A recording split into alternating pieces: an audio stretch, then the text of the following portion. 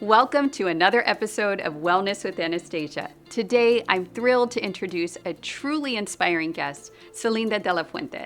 Celinda is the founder of Ashes to Phoenix LLC, a sanctuary for healing and transformation. And her journey into energy healing began as a deeply personal quest, driven by her own experiences with chronic pain and the desire to explore alternative healing modalities. From Reiki to Qigong to meditation, Celinda has embraced a holistic approach to healing that has transformed her life and the lives of many others. Through her business, she offers a range of services, including energy healing sessions, workshops, and practitioner certification courses that are all designed to help you tap into your inner strength and embrace the healing power within yourself. Join us as we dive into Celinda's incredible journey, exploring the profound impact of energy healing and the importance of mind-body-spirit connection. Whether you're seeking relief from physical pain, emotional wounds, or you simply want to reconnect with your inner self, Celinda's insights and experiences are sure to inspire you on your own path to wellness. So sit back and relax, and let's embark on this transformative journey together. Welcome, Celinda.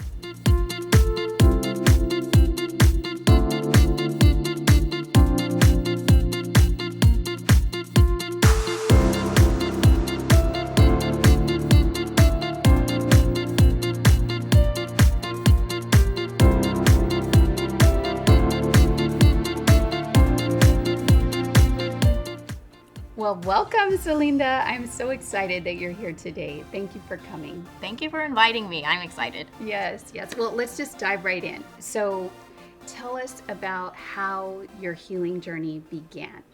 Yeah, right? You have to go way back in time. Yeah. Okay. Well, the pivotal moment, I guess, because the healing journey, you're always on it. Once you come to that awakening moment, you start seeing, all the way ever since childhood, where it started, and then later in the womb.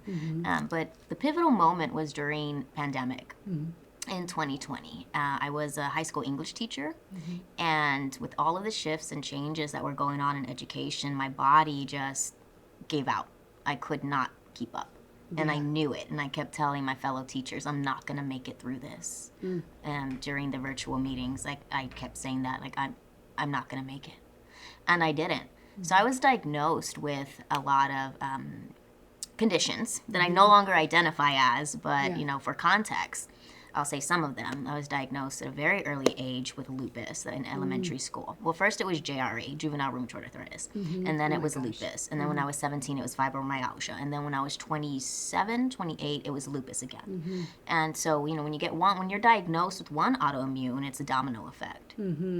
And so that's what happened. And then later in life, it was 5 herniated discs. And then it was partial facial paralysis, small fiber nerve damage, Hashimoto's, hypothyroidism. And there's just still so many other things that I honestly forget what I was diagnosed with. So I was on a ton of medications and 2 IVI infusions a month. So that was medication through the IV for 5 to 6 hours every other Saturday. Oh my gosh. One Thursday for 2 hours, I was on Benlysta. And, I was giving myself shots for migraines. I had to give myself, vitamin B12 shots as well. It was just a lot. It was a lot. My body couldn't continue. So during pandemic, the culmination of all of that with all of the stress of the shifts and changes and that many people, everyone felt collectively during the COVID pandemic, my body just, I couldn't get out of bed anymore. Oh my gosh. That sounds horrific. And then, just mentioning that you were a high school English teacher. I knew that you were an educator, but I didn't know exactly what you taught. This is like a common thread amongst educators, right? It's the burnout. It's just it's the stress. It's the pressure. It's like people go into education because they want to help and they want to help kids and they love being with them and they want them to learn. But then it's all these other things that start weighing on them and pushing them out. It's I see this pattern so often. So I can only imagine. I mean, you're already feeling bad, and then you're teaching, and you've got all these other pressures, and then the pandemic just flipped everything upside down, especially for education. Yes. Oh my gosh. So Okay, so you're experiencing all of this, which again sounds horrific. So did you have to quit teaching, and this is how what? This is how Yes, I had to Ashes leave. to I Phoenix went began? on disability retirement at the age of 36, 37. Wow, And I wow, was approved immediately. wow, and that too is something, you know. I have a friend who has had major issues, and it took a long time for it to get approved. So there was that Yeah. push to get out and to do something different. Wow. Okay. Yes, and I'm so grateful for that though, because it gave me the space to focus on myself. But we were all, isolated still, so I was alone in a house. And that's when things just started happening. Yeah. What I guess could be called a spiritual awakening or spiritual emergence. Some people might call it a spiritual psychosis. I just stopped identifying it. But I did go through something that I hardly even talk about still to this day because it was so out of the norm. Yeah. Not many people do talk about it. You hear about it like when research. Now I'm in a program. Getting a master's in consciousness psychology and transformation with a specialization in consciousness and healing. So we're taking a shamanic traditions class, and everything that's going on in there explains what I went through, everything I were reading about. Wow. Oh, Where your that's clairs fascinating. opened up, like you can start hearing things, seeing energy. All of that just kind of happened during Yeah. that time, and I didn't understand it because I grew up fundamentalist Christian. Oh, wow. So I didn't know anything about the chakras, or Yeah. I didn't know anything about energy in that way. And it was a very scary thing for me. And I would just put my hand over my body and feel something moving. I'd feel something leaving my body. That freaked me out. Yeah. And I would feel like someone telling me, touch your body here, tap here, do this, do that. So I would just do it. I would tap. And then a memory would come up. It would be like a time I fell, or it would be a traumatic moment in my life, and I could see myself crying, and the pain got worse. But I would keep tapping or keep moving my hand over my body. I didn't know I was doing energy work at that time, Yeah. but I would keep moving, and I was crying as I was doing this because it was like I was reliving those moments. But then after maybe 10 minutes, it was gone. And I had no idea. There was no framework for Yeah. I didn't know who to go to. Or how to even look that up and research it, but it kept happening and kept happening. Yeah. Wow. Yeah. That would be scary. I can only imagine, all these things happening at once. And just, so then you started exploring, the energetic body and your own healing. And did there come a point then when you were like, okay, so what is this? And you started researching a little bit, or did Yes. someone come into your life, or? I started connecting with my indigenous roots, right? We all have indigenous roots. Yeah. So I started connecting with Yanawana and learning as much as I could, going to spaces where they were land dances and opening the four directions, and just being there in those spaces, because I was also, during my time of this awakening process, I also was talking with my ancestors. And that's when I thought that I don't use this term anymore in a derogatory way, but I thought it was crazy. Yeah.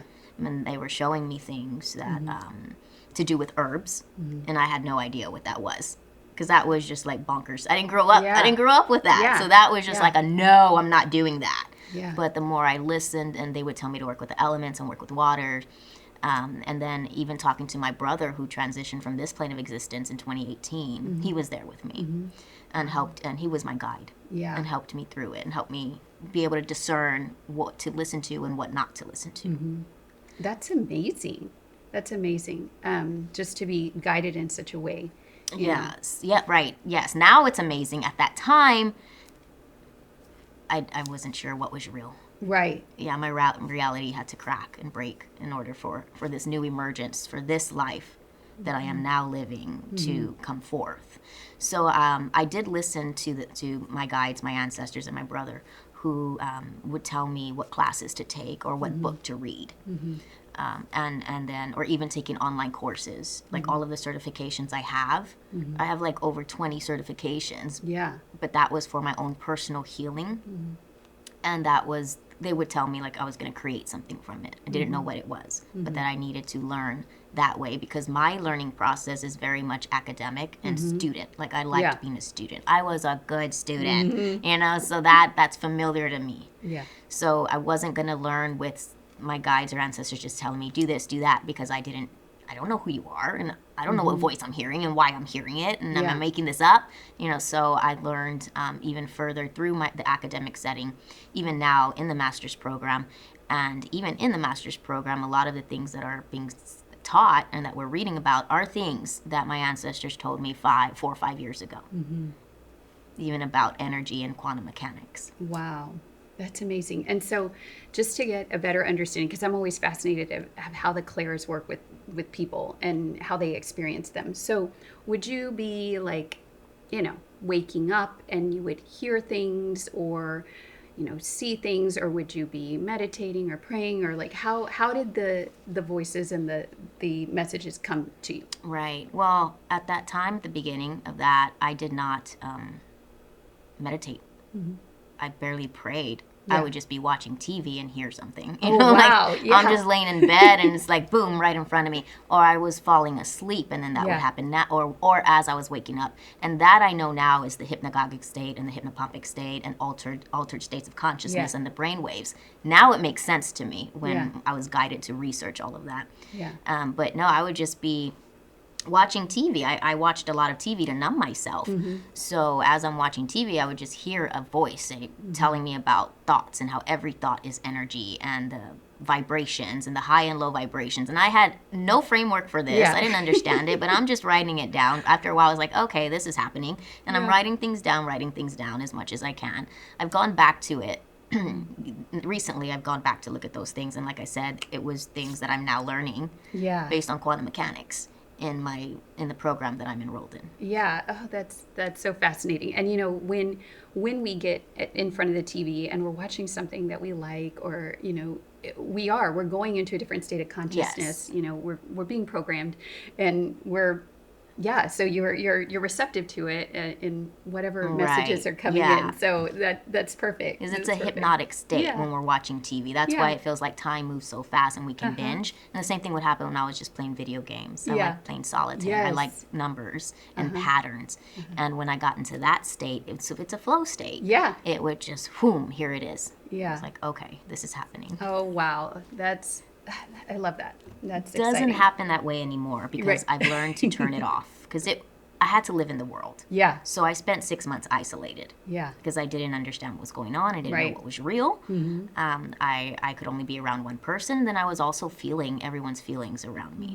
Like I'd be standing next to someone or with someone hanging out, and I would have a flash of someone, like an example, a person, a woman, and a man, like hitting her with a belt. And I could feel it on my back. Oh my gosh. And to the point where it was happening to me. And I was crying and I was shaking because I could feel all of it. And then when I explained what I saw to this person, because they didn't know what was going on. And when I explained to them, it was a memory. It was something that happened to them. It was their experience. So I had to stay home and learn to not do that. So I've been able to shut it off. No, I'm not going to do that. I don't know how I opened it, but I know how to close it. So I've closed it, and I don't feel led to go back there. Oh, wow. The things that happen when you're receiving spiritual gifts and guidance, right? Well, so, this whole journey is how Ashes to Phoenix came about, right? And so it's from this rebirth, from this starting again place that you started to develop your business, right? Yes. So let's talk about some of the modalities that you practice and that you work with for your clients. Can you tell me about some of them? Yes, of course. Okay, so of course I have Reiki. That was the first thing I got certified in. It is the most well-known modality, and it's a beautiful modality. That one really helped me with self-healing. And then Qigong. Qigong was something that, I don't know, it's a lifestyle. It's a part of me now. And something that I've been guided to share with the community. It's because it's a beautiful self-healing practice. No one has to do it for you. You can do it yourself. With Reiki, someone else is channeling energy, which is great. Sometimes we need that because sometimes I'm too close to a situation. I need someone else to help me. But Qigong is an everyday practice that we can do on our own to balance our energy and allow the Qi to flow as it was meant to, the infinite intelligence that we are all created from. to flow as it was meant to. So yes, I offer individual Reiki sessions. Violet Flame. Violet Flame is the 7th ray of transmutation. So there's a lot of spiritual aspects to it, but if you just look at the science behind it, the violet light is the highest vibrational frequency that we can see with our naked eye. Okay. So that alone can make major shifts by just thinking about violet light, right? Each color is a frequency. It vibrates at a different rate, and it is a frequency. So the violet light is one of the highest frequencies that we can see with our naked eye. It's a beautiful, beautiful practice. I personally gravitate more towards the violet flame, and I also offer Metatron healing. So if you believe in angels, Archangel Metatron is the keeper of the Akashic Records, and his frequency is very strong as well. I do appreciate his symbol. He's also the keeper of sacred geometry. Oh, really? Okay. Which I some didn't people, know when they that. start to open up, they just start seeing sacred geometry, because that's like the language of the universe as well. Yeah. Wow, that's beautiful. And then Akashic Records healing as well. So if people believe in past lives or timeline healing, we can go into the records. I don't read for people. I don't read people's future, because I think right here, right now, we're creating the future. Yeah. It's up to us, right? So I think when people read the future, that is only one possible future based on where we are at right now in this present moment. But I will do is see, okay, what other timelines are influencing this lifetime, so we can clear that, giving you the space to continue to grow. So energy healing is really about just being able to come back to your center and allowing the chi, the prana, the tonali, whatever word we give it, the subtle energy to flow, to go back to our natural state, natural frequency, and to flow as it needs to make the space for the integration and the self-healing. Yeah, definitely. And then I teach most of those courses. Yeah, that's amazing. I know when I looked at your website, it's like this menu of all these amazing things. We're like, oh my gosh, what is this? Or I want to try that, or this or that. So on the Akashic Records, because I've never had a reading or anything like that, and I only know a little bit about them. So this is tapping into your past timelines, and yeah, just tell me a bit more about that. If we view time as linear, then yes, into the past timelines. But if we view time as non-linear, then it's multiple lifetimes. But it also in this lifetime, you can open up to see something that needs to be unlocked, to find the root cause of something. But yes, I've had experiences of my own where I would just see a book open, and it was flipping and flipping and flipping, and it would land on a page. Like if I was working on my heart block, it would flip open, and I would see a scene play out. And I knew that was me in the scene. Yeah. But it didn't look like me, but it was me. Of something traumatic happening, like a death or a war. There was a lot of war, and how that contributed to the heart block that I had now. So working to just clear that energy. When I say clear, I really mean like transmute it. Give that version of me some peace, and then just continue to work on myself here and now. I see. Oh, that makes so much sense. I love that. Looking back into, or looking at the potentials that could be causing some sort of blockage that you're experiencing, but it could be from anywhere. Anywhere, yes. And there's Infinite. so many things, and it is infinite. It really is, because once you clear one, that means, okay, now here's another one that comes in. Now you're ready for this one. It's also really good to look at like soul contracts to see why, like if you keep experiencing the same patterns over and over and over again, let's say you keep drawing in unavailable partners over and over and over again, it's important to do the work here in this lifetime, of course, of the limiting beliefs that we have from our childhood and what we saw growing up, but also to see, okay, this person is in my life, if you believe in soul contracts, this person is in my life because our higher selves made a contract for this to happen, for us to learn. This is for our soul evolution. Yeah.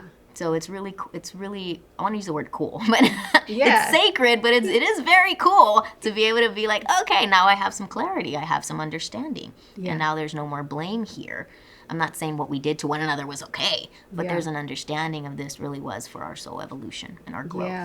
Yeah. You know, a teacher once explained it to me too. It's like the villains in your life, right? She's like, you know, if you think about before you were here in this physical realm, you made a contract with them and they basically chose with you that they would be that person who is not going to be a part of you, who's going to cause problems, who is going to do this. And it's like, wow, it just made such a shift in the way I was viewing the situation, you know? Yes. I was like, wow, okay. It's eye-opening. Yeah. It really is, to think, that the villains could have been like Okay, they're excluding themselves from the happiness that you could be experiencing with them, or Right, yeah. like this happened before. Yeah, Wow. there's a role that we all play, and Yeah. also acknowledging we have played the villain Yes. in other people's lives, right? Absolutely. Yeah, Yes. and that's why I offer at Abundant Universe, where I offer in-person sessions, but we also do workshops there. I just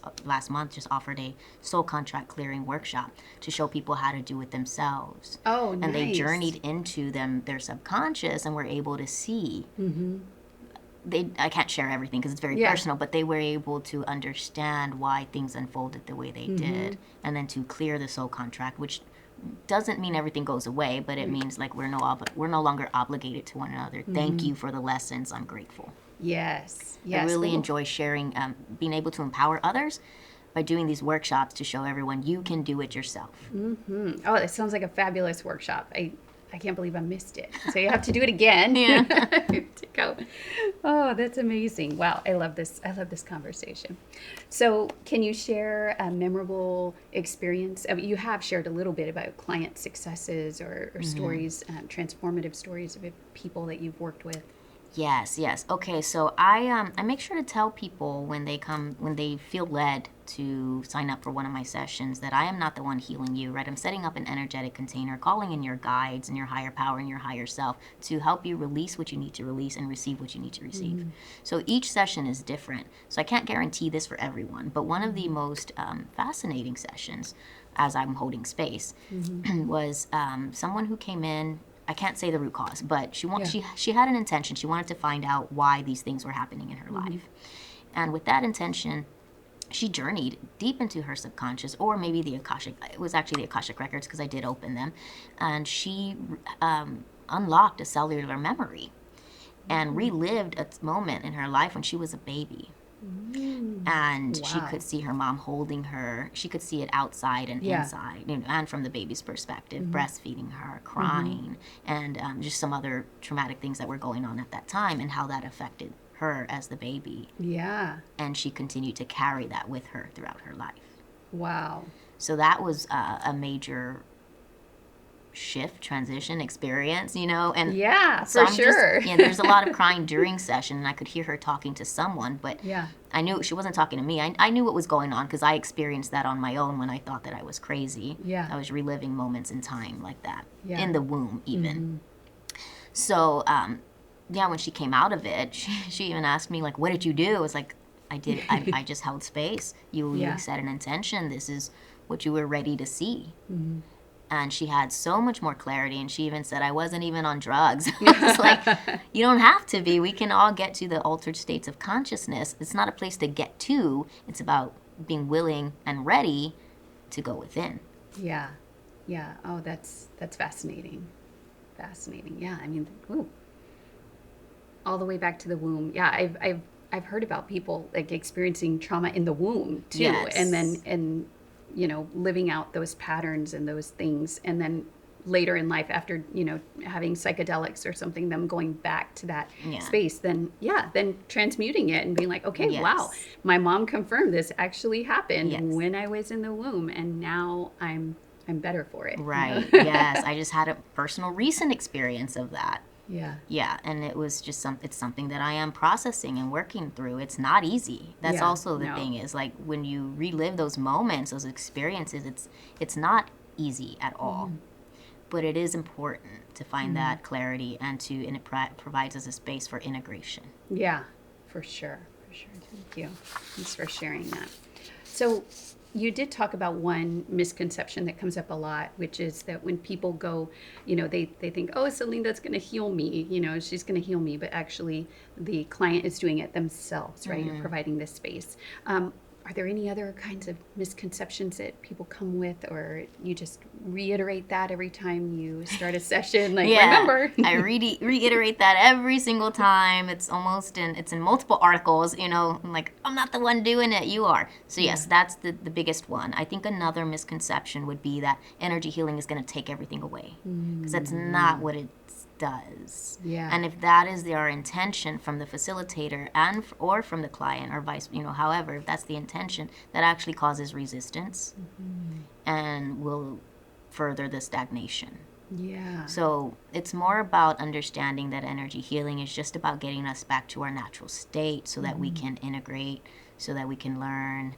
So, and again, that clarity is so, so important. But it doesn't make everything go away. Now, there were moments and instances where, yes, the pain was completely gone. Wow. Completely gone. That's amazing. But that pain came back. I'm talking about myself specifically because I didn't understand at that time that I needed to work on, or that I was being given the space to work on whatever emotion was stored there, whatever memory was stored there. Our bodies are very intelligent. And so another misconception would be that pain is the problem. Pain is not a problem. So changing your relationship with pain is important, right? Our emotions are not a problem. There's nothing wrong with pain. There's nothing wrong with feeling the way we do. What the issue is that we're not listening. We're not listening to our bodies. Emotions are sacred messengers. Pain is a great teacher. Yeah. And we're not listening. So energy healing can help us listen. Yeah. Yeah. Oh, that's yeah. I agree 100%. And I think it took me years and years and years to realize that, to realize that, going to one session is going to be, make everything better. I'm better now. Or I feel good. And actually, a lot of times I felt worse afterwards, right? And I didn't know why, I was like, man, shouldn't I be feeling good now? Shouldn't all my problems just be dissolving? But they weren't. And the missing component was like, well, what now? What were you working on in that session, and what do you need to continue to do? And so I know you mentioned this because when I had my session with you, you talked about how you offer your clients additional steps, right? After you leave, right? This is an important part. So could you tell us a little bit about that? Yes, mindset is so important. So I make sure, I try not to call it homework because that can have its own, belief system and definitions. Yeah, but it is the teacher version of me that's like, do this. Yeah. But yes, I do my best to provide some mindset techniques for people, mostly with my virtual sessions. I don't always have the space to do that in an in-person session. But I do also give people a follow-up meditation to do twice a day because the integration is so, so, so important, and we skip that a lot. Also, there's just resistance to doing that. But personally, that's what I have felt in my journey. But yes, the mindset techniques are so important because if we don't have that internal paradigm shift, again, stagnation will continue just to fester. It will continue to remain, and we will stay in the same space. We will wonder, why am I not better? Why am I'm not moving forward? It's not that we're not moving forward. It's just that we haven't done that inner work to get to that internal paradigm shift. And to maybe also to come to that space, the mindset work helps us understand that we are not broken.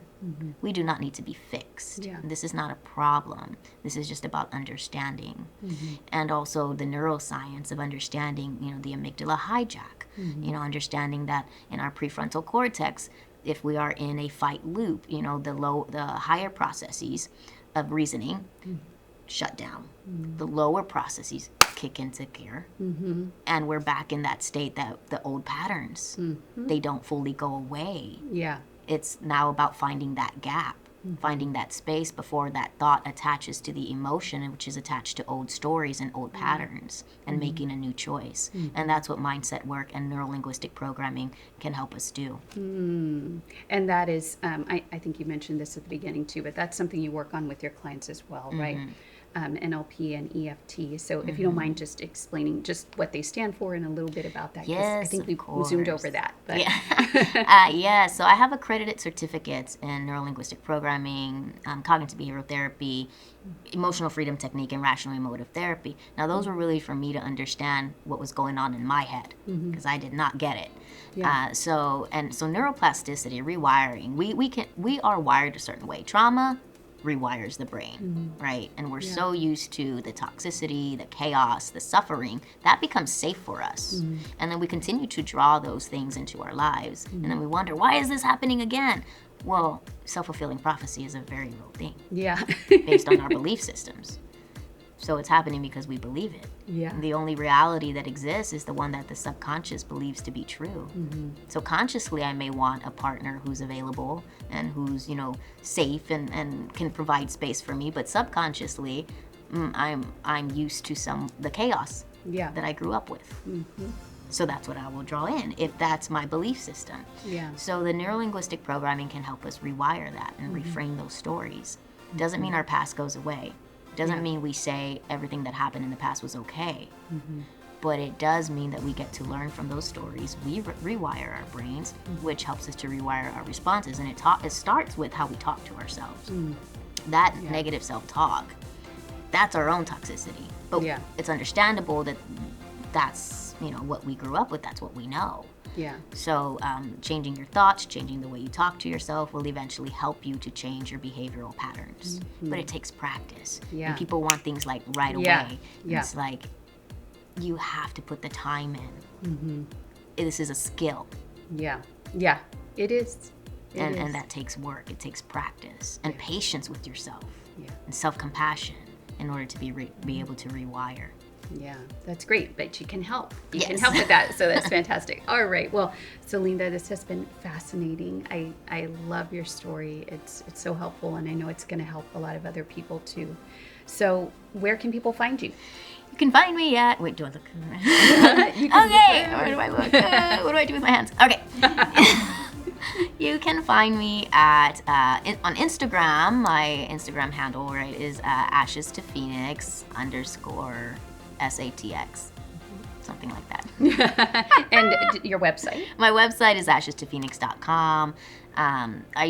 I do a lot of virtual sessions, but in-person sessions are at Abundant Universe, where we also host some workshops. You can also find me Thursday evenings at Bear Collective for a Qigong practice. One Wednesday a month, I offer a free Qigong practice in collaboration with Nature RX at Confluence Park, the last Wednesday of every month from 7 to 8 p.m. Oh, nice. Well, thank you so much. It was a pleasure. Thank you. I'm so excited. Thank you so much. I truly am honored and grateful to be able to share this. My Thank you. pleasure. My pleasure. Thank you.